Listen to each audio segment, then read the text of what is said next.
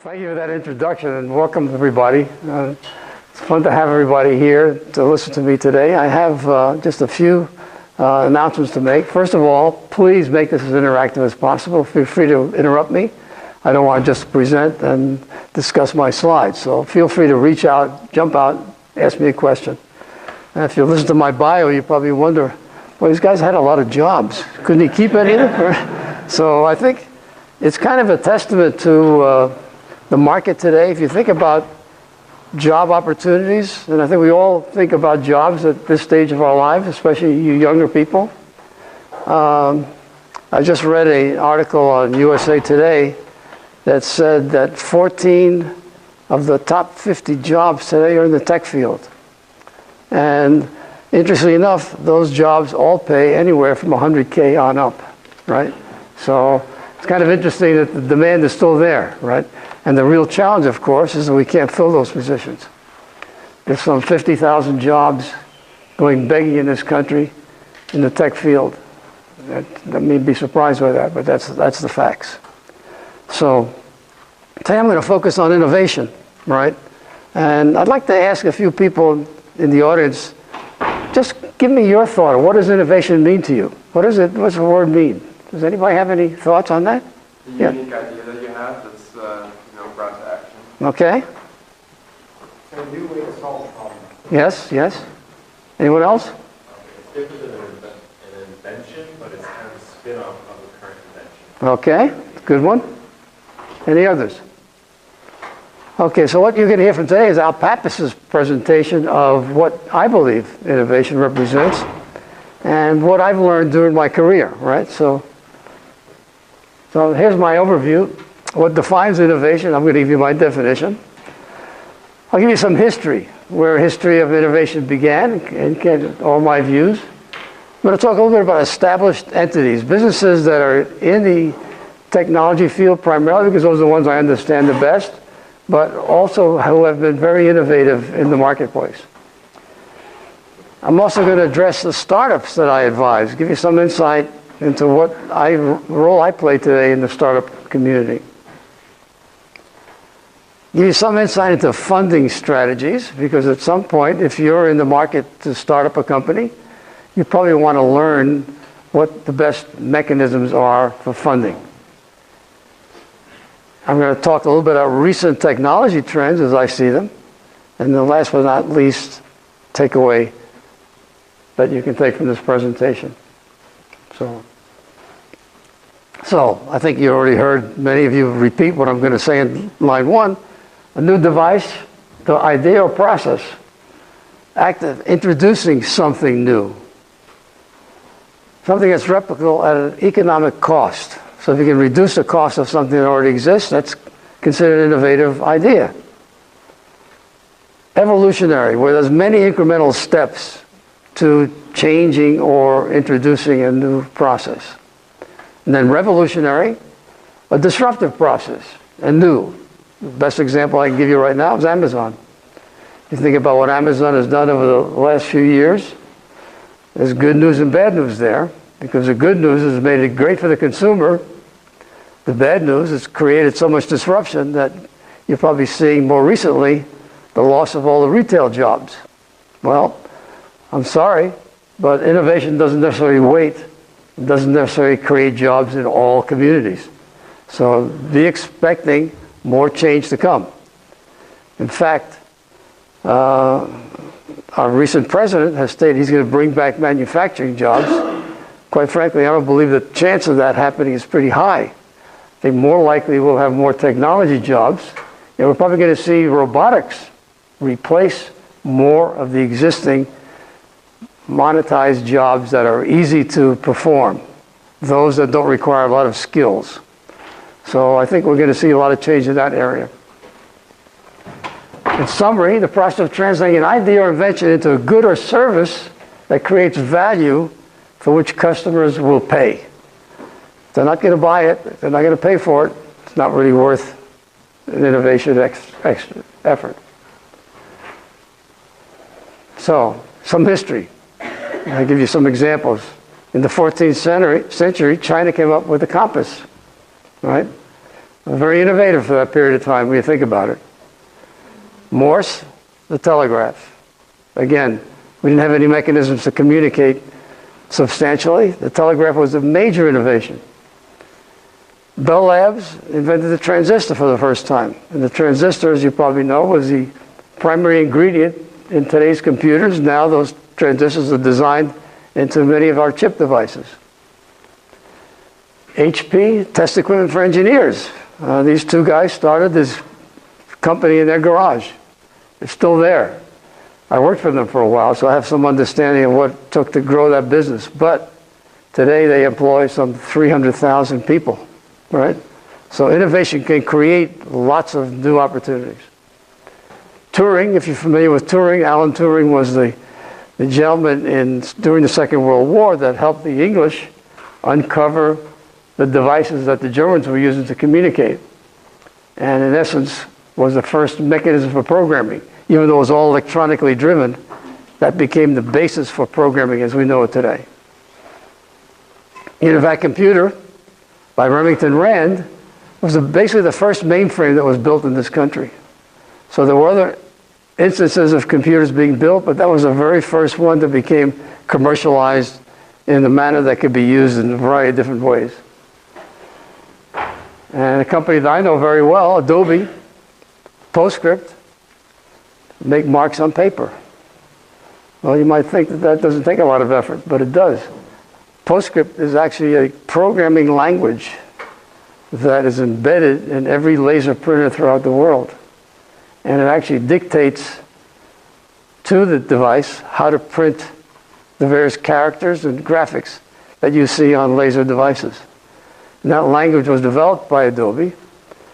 I'll regress a little bit and give you a short story. The two founders that I worked for, John and Chuck, originally were going to build an image setter company, a very high-speed printing device. They both came out of Xerox PARC, where I had interacted for many years with them. And in any case, they started their business and didn't really get too far. This young gentleman approached them, who was one of the associates that they met during their PARC experience. And his name happened to be Steve Jobs. And he asked John and Chuck, instead of building an image setter, why don't you define something that can put marks on paper? He says, I'm planning on building a printer. And I think this could be very innovative. So in essence, Adobe, or you might say, can share a lot of experience from Steve and say, basically, he drove the business in the direction that it began. And owes a lot of success to his ideas. And last but not least, the World Wide Web, so Tim Berners-Lee. And for those of you who don't realize, the internet, as we know it today, was actually a derivation of a government-sponsored program that connected universities electronically with computers so that we could share between universities. And that was called ARPANET. And right now, if you look at ARPANET, the internet has become a derivation of that particular technology. So that's some history. So established entities. Intel, one of the largest chip manufacturers in the world. And as you probably have heard before, has Moore's Law that says every year the device itself will increase 2x, and it has. And it's amazing how much they've been able to put on chips today. The technology has evolved over the time, but it continues to be a driving force for technology. If you look at your smartphones today, it's probably got more power than the NCR computer that I worked on that I had to walk in to perform its functions, right? So it's amazing how technology has evolved, and that's a few years ago, of course, but still it shows that the transmission of technology doesn't wait for any person. Now, Xerox PARC, I mentioned Steve Jobs. You may have heard that Steve Jobs actually visited Xerox PARC during his early career, and during that time, several of the engineers were developing these technologies, the Ethernet, the PC, the laser printer, and they could all owe that those technologies to those engineers. It turns out that John and Chuck also worked at Xerox PARC. And Xerox PARC, unfortunately, didn't really push Xerox far enough from a technological perspective. I can honestly say in the 10 years that I worked with that company, they fumbled the future. They really didn't take it to the level that really should have. Frustrated me quite a bit as a technologist and as a business manager. But unfortunately, it was a financially driven company, and they were more interested in counting beans than they were introducing new products. Google, most of you know Google for search and AdWords, and now more recently the cloud. I think all of us can probably afford to store all of our device information on the cloud with Google Cloud. Amazon, as I mentioned, the retail disruptor, and continues to transform the business. You've probably read in some of the articles out there about the fact that they're going to start considering delivery by drones. So you might ask yourself, what is that going to mean for the delivery services? Well, delivery services, watch out. Amazon is a huge provider of delivery services today. And my guess is we're going to see a huge transformation in that area over time. Not just from Amazon, but quite a few other companies. So again, to regress real quickly, if you think about new job opportunities, I believe that learning how to manage drones, robotic devices, and the like are going to be future job positions that we don't have today. They're going to be very significant in the future. The federal government, as I mentioned, in space and military, sometimes we don't stop to think that the federal government really creates innovation. But in reality, the example I gave you earlier about the World Wide Web and their investment in the ARPANET basically was the underpinning for the internet as we know it today. But they don't get a lot of credit for it necessarily. And of course in space there's a numerous number of inventions that were derived as a result of those activities. And then our states, they support patents, R&D tax credit and loans. They all support innovation in one way or another. And last but not least, even our cities, we have incubators. You have incubators here in Cedar City, we have incubators in St. George, where I'm from, and angel groups. I think you need to look, if you're going to be an innovator and you need funding, angels are a great source not only of funding, but also of expertise. Okay? So let me talk about the sports, the startups that I advise. The top two are both based in St. George. Interesting enough, Sports Stocks is an internet-based company that combines gaming software with stock ownership. And it's a game, it's not real stock, but it allows individuals who are competing with one another to actually bet on their favorite teams and buy stock and compete with their peers to decide whether or not they believe their teams are going to be outperforming their competitors. And it's a game that's been in place for a while. I've actually introduced them to some people at Yahoo, and I think there may be an opportunity for them to develop a relationship there. Generation Labs, a very small startup company. They build customized applications for businesses, and in some cases they build off-the-shelf applications for their own purposes. Right now it's a three-man business, right? But they do have a lot of customers. And they've built up their technology base from a lot of experience they developed in website development and search engine optimization tools. RentBid, again, it's an internet-based technology for last-minute rentals. So that if you're going to try to go to a location and you don't have a reservation yet, you can use RentBid to probably negotiate the lowest price you can probably derive. So I encourage you to try it, right? Again, it's a startup company that has good promise. Intelligent ID, an enterprise security company that began in Columbus, Ohio, where I spent the previous 8 years, and it provides technology-based solutions to uncover security you might say lapses, in day-to-day business operations of a corporation. So it's an enterprise application, and it basically gives major business owners the opportunity to look at how the employees are performing.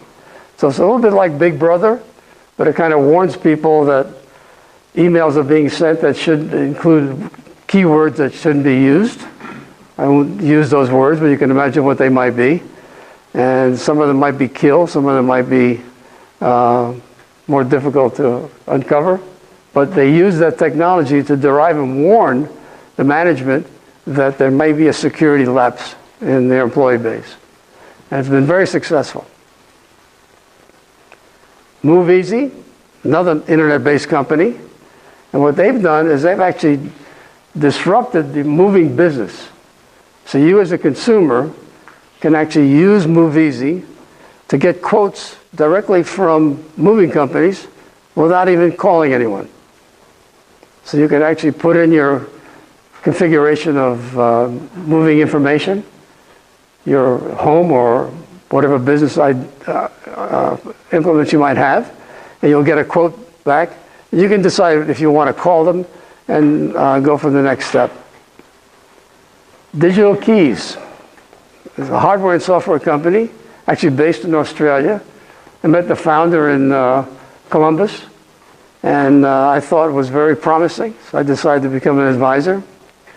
And what they provide is the ability to actually intelligently assign lock usage to certain rooms, whether it be a hotel room or a laboratory. So that you might use a ID card, or RFID-based device, or your smartphone, and use that to unlock the door and have access to your room or to labs. So again, a very innovative technology. You're going to see more and more of that.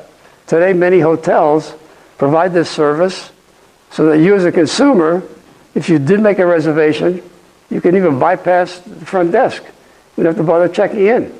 You go right to your room, and everything is on your smartphone, or it's on the card that identifies you. Wearability. This is a really interesting one, and you've probably seen the terminology IoT, Internet of Things. What this gentleman did was actually invent a technology that harvested Wi-Fi to generate power. So think about that for a minute. Think about your future home, where devices are not only communicating with each other, but also communicating with you, your refrigerator, your microwave, your oven. All the technologies that can be built into your home devices are going to be intelligent. So if this technology takes hold, and I think it will, power does not going to be required to many of these devices. They can actually derive it from the Wi-Fi in your home, or in some cases, in the ether. So it doesn't require a plug-in, as it were. I actually connected him with some people at Whirlpool, and they're actually licensing his technology now. So it goes to show you how some technologies can actually evolve over time. And two others that are in stealth mode, they don't want me to talk about them because they fear that if I do, somebody might use their ideas. So apologize for that, but that happens periodically. Any questions about any of these? Yes? So after working at some of these companies, do you use their ideas to advise on other companies? Oh, absolutely. I don't reveal, of course, the technologies, but I do try to connect the dots wherever possible, right? And use it as examples, right? Because I think it helps to understand what was successful and what wasn't. So I can share my background with those individuals. And I think that helps people and innovators to make smarter decisions. Yeah. Does that answer your question? Yeah. There are some things I do keep secret, of course, right? General ideas. Yeah, but for the most part, I try to share more of the information. I think you'll find that most people, when they're innovating a technology or a business service, they don't want to keep it hidden. They want to share it with as many people as they possibly can. So I think the more knowledge that people have of your technology or business acumen, the better, right? Any other questions on this area? Al, Yes. one of the other instructors last semester said that same thing. He said, share it with everyone. Yep. And I know within our entrepreneur community, it seems most of the people are so afraid that people are going to steal their idea, and I just tell them, listen, number one, your idea is not, if you meet with other entrepreneurs, they all have their own 20 ideas. Absolutely. So don't worry about that. Yep. So number two, the more you share it, the more everybody realizes it's your idea. No, Exactly. Witnesses. So Right, right. It really is, I think, In fact, if you think about, interesting thing yeah. in the entrepreneur world, that to not share. You shouldn't be fearful, quite frankly. I mean, in fact, you probably want to share it because you get more feedback, right? And if you look at the venture capital community as an example, a group that I've dealt with many times over the years, they will not sign NDAs, right? And the reason why they won't is because they don't want to put themselves in harm's way or be restricted from understanding or sharing your information. So you need to open the door. Open kimono is the best approach from a technology perspective and any new ideas in general. Okay? So some funding strategies. Yes? Just real quick, I wanted to ask you, when you do go about advising these different companies, what type of involvement do you have? I mean, are you there like on a monthly basis? So what my role is, it depends on the company. So as a minimum, I meet with them at least once a month if I can. I'll run the phone with them. And if they're present, then I'll try to meet them face to face. But it doesn't require me to be in touch with them constantly. Because in today's community, you know, we think about email and FaceTime and all these other tools we have at our disposal. It doesn't require me to be in their backyard. So if you look at the clients that I advised today, only 2 are in St. George. The majority of them happen to be in Columbus because of the last 8 years we were there. Others are still in the Bay Area. You heard one is in Australia. So I can advise people regardless of where they happen to be. And if we do need to meet face-to-face, then those arrangements can be made. But it's not a necessity. Yeah. Any other questions on those businesses? Okay. So, talked about funding strategies. And I think number one criteria I always want to share with people, if you're going to start up a company, avoid giving away anything too soon, right? And talking about equity in this case. There's so many other ways to get funding, right? And the first one, of course, is your own wallet, right? So, I mean, hate to say it, but if you think about the advisor role that I pay for sports stocks, that CEO and founder has probably mortgaged his house and he has an equity loan. So he's used as much funding, as well as funding he's derived from his family and friends, but he hasn't reached out to a VC or angel communities beyond what he's got in his own circle of friends. And secondly, sign up strategic partners early on. In other words, you want to get people that are actually going to be helpful in getting your product known and also be able to use their skills in evaluating it. Because I think what you want to do is get it into the user's hands as quickly as possible. So there's 2 things that happen as a result of that. One, you might be getting some funding. You might get some acquisition possibilities. But more importantly, you might find out whether the dogs will eat it. In other words, is it going to be something that's going to be acceptable, right? You need to learn that very quickly. And also the feedback you receive is so valuable, even more so than the funding. Bootstrap again, pay as you go. Be a penny pincher. Try to get things for free. Try to lean on people like me for services, you know, to try and pick my brain. And try to get as much help as you can from your own community. Pursue non-dilutive capital. In other words, don't give away the farm.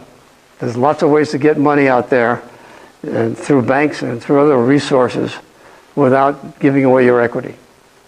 And match capital to milestones. It's very important to make sure that you manage your funds correctly and make sure you reach certain milestones that are going to be appropriate for you and those that are going to be acceptable for the business community. And even establishing a line of credit. Many banks, quite honestly, those that are forward-thinking, will establish a line of credit for you, right? So don't be afraid to go to your local banker and say, I have this great idea. Of course, have a history first. Have some expertise that you've developed and proof that this is a real business. They're not likely to sign on the dotted line unless you have something that has a revenue opportunity. Question. Yes? Could you give an example of matching capital to milestones? Yeah, so let's say an example would be the first customer acceptance, right? That might say, okay, I will not spend the first 20% of my funds until I actually have a customer that's accepted and signed the dotted line. So that's one example. Another might be, I will wait till I get at least 200 customers before using the next level of capital. So establish clear and concise milestones that turn into value for you, right? And have real value from your perspective and your customers. So does that answer your question, Janet? Yeah.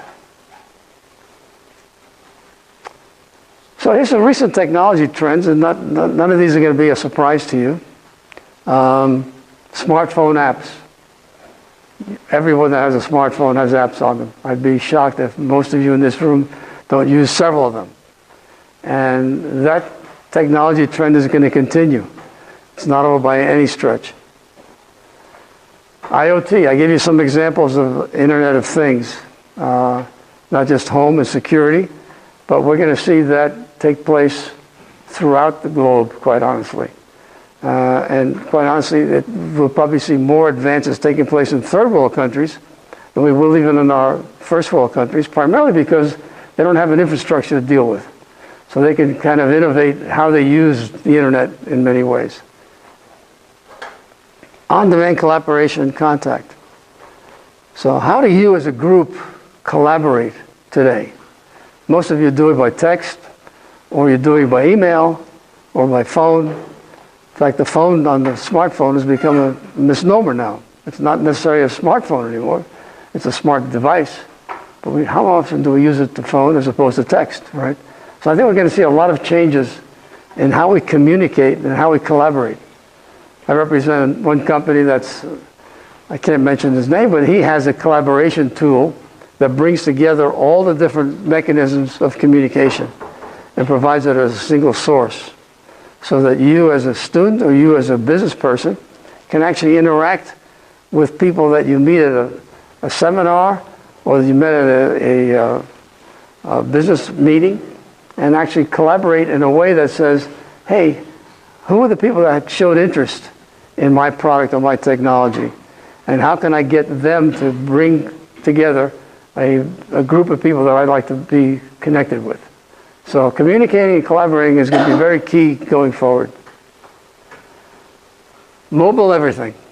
I can honestly tell you that mobile applications, mobile functions in general, continue to grow.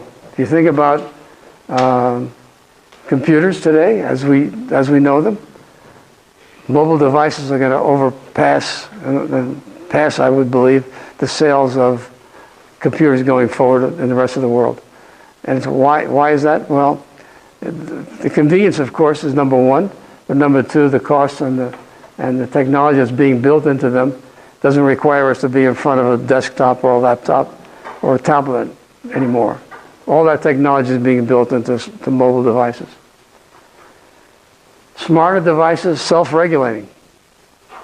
So, if you think about the example I gave of your home, think about businesses where their devices are going to be operating independently. And they're going to be smarter. There's going to be intelligence built into them. Again, not just robotics. It's, everything from how do you enter a door through how do you get people to open the lights in the room, to turn the heat on, things of that nature. All these functions are going to be regulated by some intelligent device. The one example I gave you earlier about drones and robotics, I think also holds true. I believe that robotic management and robotic technology is going to continue to grow substantially in this country and throughout the world. So it's not just a matter of being knowledgeable how to build robots, but how do we manage them? Because as again, like any technology, it's going to require somebody smarter than that device to program them, to set them in motion, to manage them, etc. Those are all new job opportunities that aren't in place today. So as much as we'd like to see New technology does replace jobs, but it creates lots of new ones. And I guess the example I'll leave you with in this case is think about my own career and the number of jobs that I've had over that time. Don't expect to have one job or one company that you're going to work with for the rest of your life. Those days disappeared in my dad's and granddad's era, right? So be prepared to change.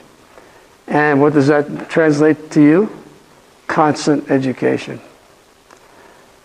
If the people that lost their jobs in manufacturing had learned new skills, they could have become employed in other roles. Many of them weren't willing, many of them weren't able, maybe they didn't have the funding from the local sources to do that. But I firmly believe that we have to be prepared to move from job to job during our lives. And you young students are probably going to have to be prepared for that. So even if you have a startup company that succeeds, it's not going to be the end. Believe me, you're going to have many more others that you're probably going to want to invent or move into. So be prepared for that. So some takeaways and best practice. Innovation needs support from the top. Well, if you're in a business, clearly you have to have senior management support. If you're at the home, you need to have your wife's approval, because if you don't have her support, you're not going to get too far, right? So always look to the top people in your organization. If you happen to be a son or a dad or mom, you're going to need their help, right? So they're going to have to give you some support. I guess the second bullet is probably one of the most important. Listen and be aware of market needs and market trends. Think about what companies are doing and where you believe business opportunities exist and how they can be derived going forward. And that's how people become innovative. They actually think about challenges that they see in the marketplace or even in their own companies and say, hey, there's a better way to do this. I can build a better mousetrap. That still exists today, right? So whether it's a small improvement or a revolutionary one, those demands are always going to be there for us to solve. Risk is needed to innovate. If you're not taking a chance, don't try to become an entrepreneur. It's a given. I've worked in 4 or 5 startups myself during my career, and I'd say probably 1 to 1.5 of them became gold rings. In other words, that they really returned on their investment substantially. Majority of startups don't succeed. Or if they do, they get acquired. They don't return the amount of money that people expected to return. So, but most entrepreneurs are serial. In other words, they don't give up, right? So, and you can't. You have to have the mentality like a salesperson. You might get a lot of no's, but eventually you're going to get a yes, right? Building the right team. If you look at the investment community, one of the first things they look at is not necessarily the technology or the business model you have, is the team is most important. They're going to look at the characters that you have surrounding you and say, do these people have a track record of success? Do they have the expertise that I believe will lower my risk in investing capital behind you? So the team is very critical. Establishing a personal board of advisors. This is another key one that I've done during most of my career. And it's not a real board. It's people that I have respect for, people that I can lean on, that I can ask their advice, and they come to help me when I have some questions. So identify in your lives 3 or 4 people that you can reach out to say, hey, if I come up with an idea or a challenge that I have, who can I reach out to that will give me sound advice? And I think if you can do that, you'll be very successful going forward, even if you're not an innovator. All right? I mean, we all want to get advice, even if we're talking about getting married, raising a family, whatever the case might be. Getting advice, quite frankly, is great. And it doesn't always come from mom and dad. Join birds of a feather. Find groups within the community that you believe can aid you in your practice or your future goals. We have 2 great ones here in the southwest Utah. One is the Tech Up group here in Cedar City. The other one is Dixie Techs in St. George. Those 2 groups, that they meet monthly, and they're great opportunities for you to kind of listen in, what people are presenting, what kind of technologies are being discussed, and what businesses are doing with them. So it doesn't have to be technology again, but find those communities that would add value to you. Again, discover the funding options. If you're going to go out and try to raise capital, find the mechanisms that'll suit your purposes.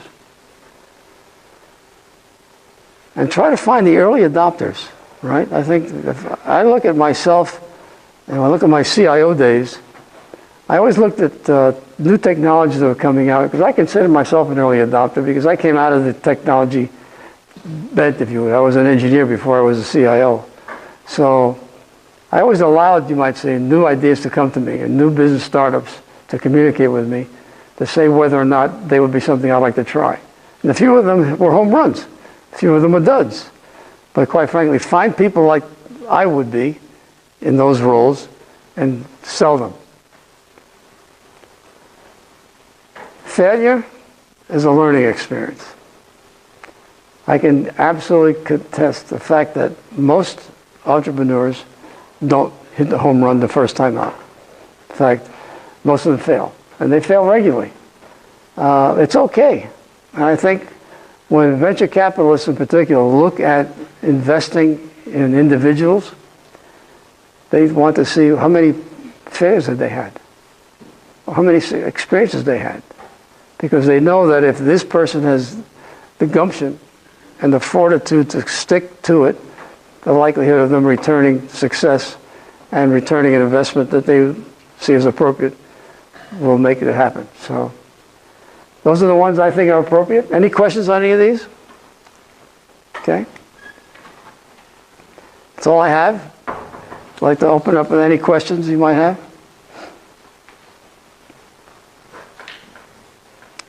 Okay, well, thank you so much for your time.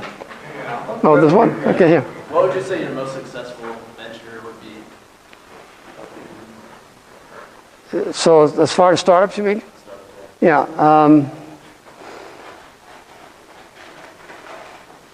Probably the most successful is actually, the most recent one was at Columbus. It was called 2Checkout. It was a company that was developed by an Oracle DBA to actually build payment systems for small businesses. And Alan at the time had a business of about 50 people, and he was basically selling to both Europe and the United States. And most of his clients were small mom and pop businesses. So they had a lot of turnover. The cost for using his services was low, and his security was very high. Two factors that were really very critical to people who sell things over the internet and the like. About 4 years ago, he actually sold the company to two private equity groups. And he invested at that time probably $300,000 to $400,000 capital, from various sources. The total sale of the company was $75 million. All right, so that's probably the most significant. Now, all of them don't necessarily make that investment or that return, but I think you will see even companies like Verifone, when they were acquired by Hewlett-Packard, the stock trade was like 3x. So it doesn't sound like a lot of money, but if you're a stockholder in Verifone, it's great to be able to triple your investment, right? So there's some larger examples of how success can be derived. Did I answer your question? Yeah.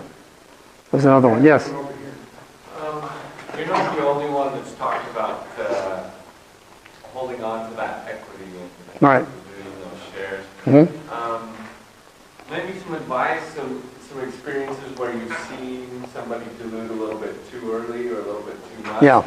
And some advice on how to go about that when you start to be bringing in investors. Right. You don't want to cut. How do you negotiate? Of course. If you Well, go to the second round, how do you? So the number one factor with investors is valuation. How do you value your company or your business?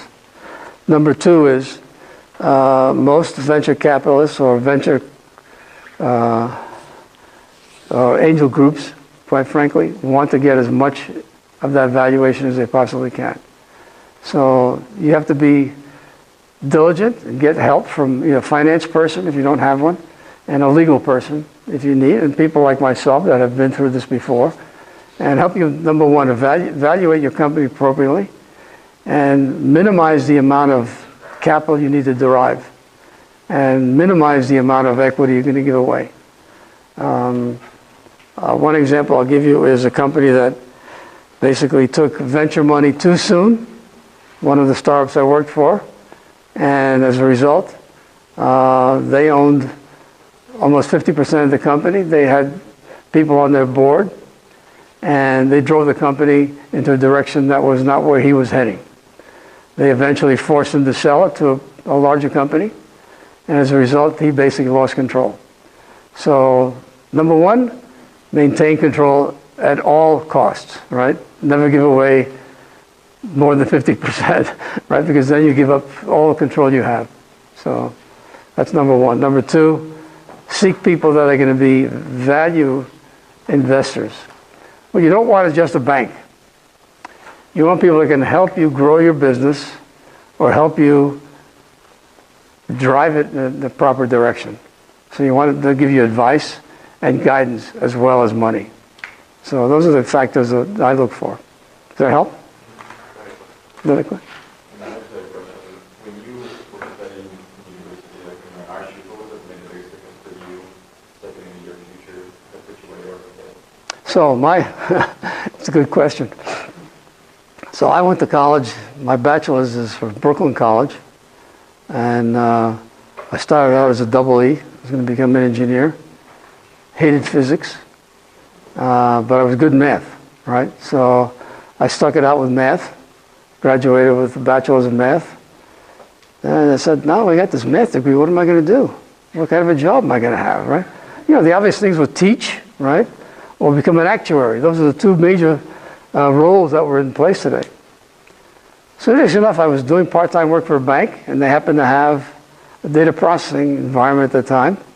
And I raised my hand, I said, listen, I'd like to think about maybe working in your department.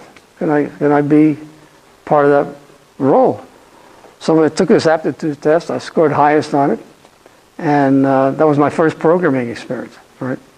So I got into programming, you might say, while I was still in college, and didn't even know it, didn't even know what it was, right? And the term software engineer didn't exist then, right? It's called programmer, right? And programmer in those days took various different roles. It wasn't just a programmer that sat in front of a computer. It was programmers that had plug boards.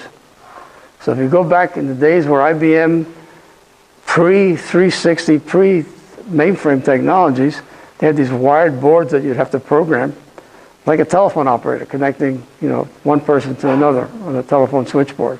In essence, the plug boards was a programming practice. So programming evolved, from the example I gave you with Turing to what we know it as today, right? Now it's a language. There's all kinds of technologies for developing programs. So in any case, my career began as a programmer, not even knowing what a programmer was, right?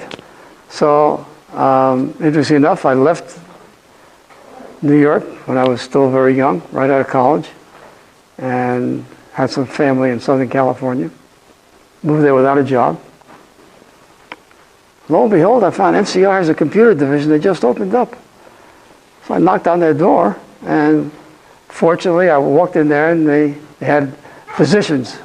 And in those years, there wasn't too many people that had NCR experience, never mind computer programming experience. They hired me on the spot, right? I was making a whole $500 a month. It was a lot of money in those days, believe me. So in any case, that's how I began my career. But over that time, it evolved. I did diagnostic programming, did applications programming, I got into systems programming. I started managing teams. I learned a little bit about hardware. And I had to because technology in those days required you to understand the computer logic. My first programming language was basically dots and dashes. That's how archaic it was, right? I had to remember the commands in my head because we didn't have a language processor, right? We didn't have an assembler, right?